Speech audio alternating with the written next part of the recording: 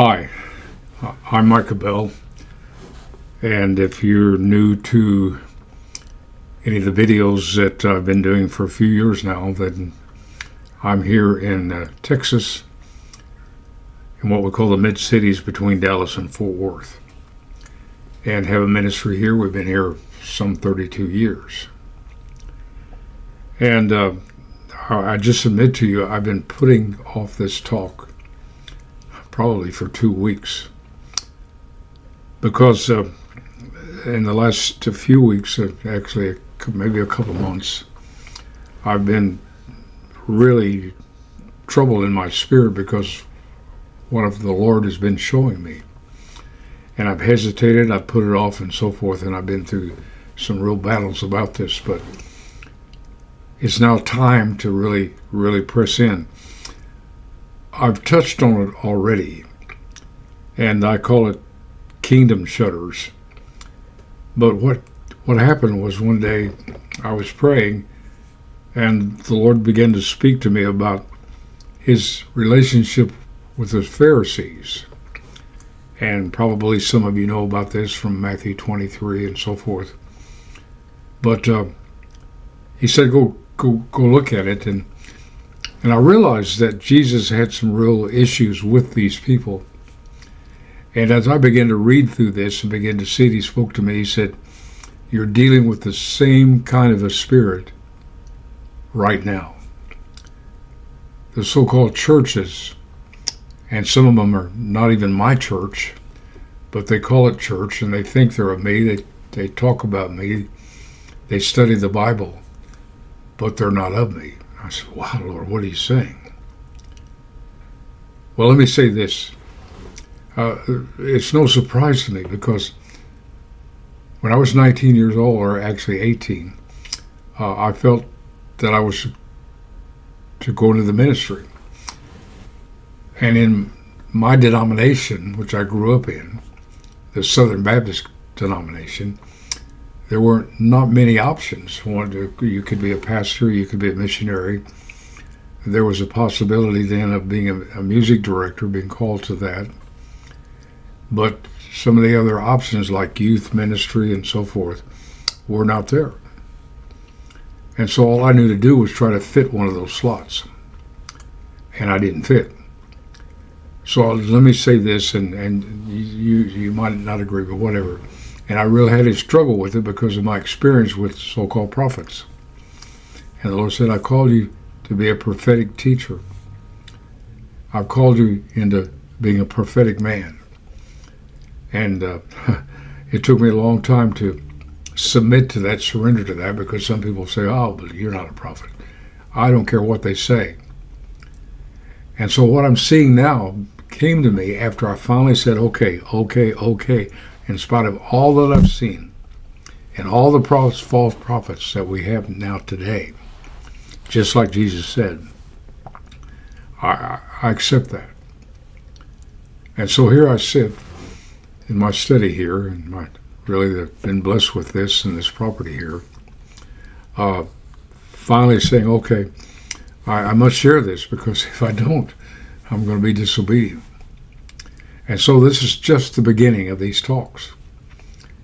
And the whole talk is that we've got churches that call themselves churches, but according to the New Testament, they are not truly churches.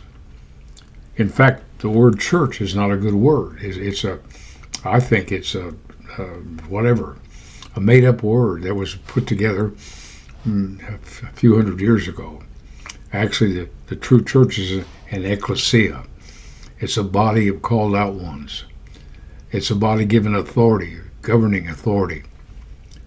And one of the reasons our country is in the shape it is right now, and other countries, is the failure of church. Actually, on the earth, as I understand it, the true authority in the earth is God's people.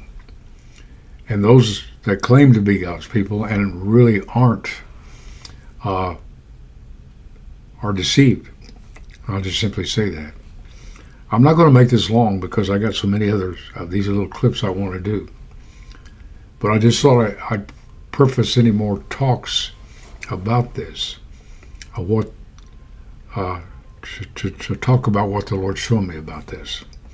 And I don't like it, but as I did the study of Jesus talking to the Pharisees, I found 11, at least, woes and what would I say, criticism, what are judgments of these people called the Pharisees.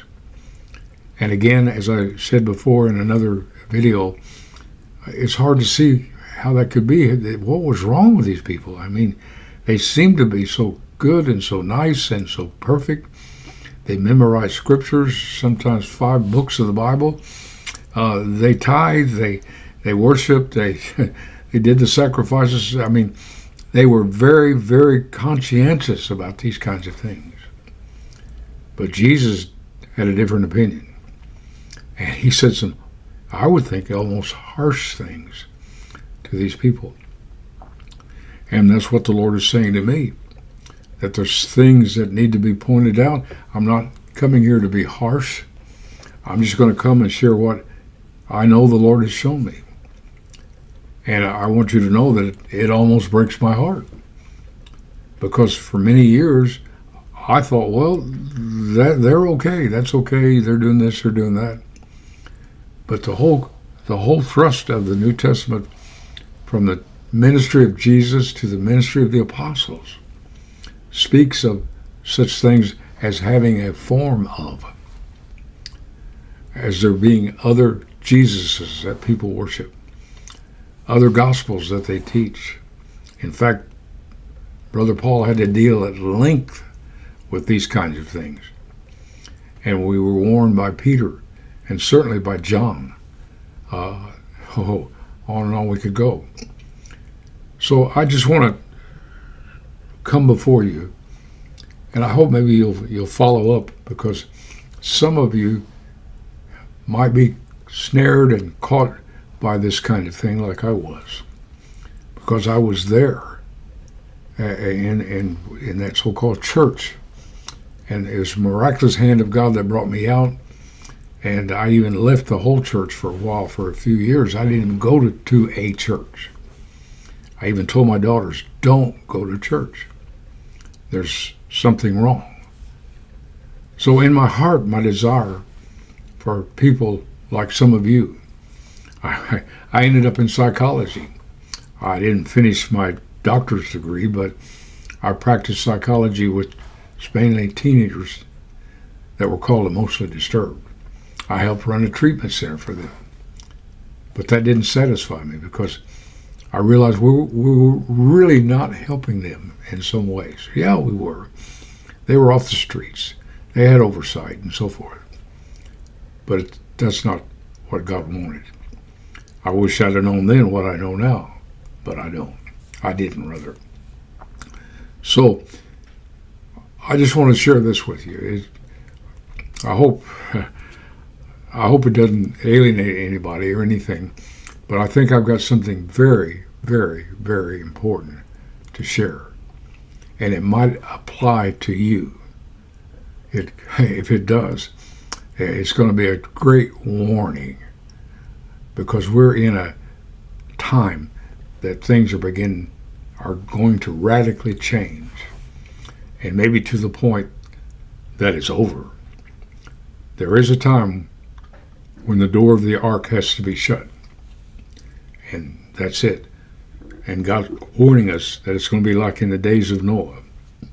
So there's going to come a time the door's going to shut. Ask 10 virgins, as in Matthew 25. Ask the 5 that weren't ready for the bridegroom to come. They were virgins. They were Holy Spirit people, but they were not ready.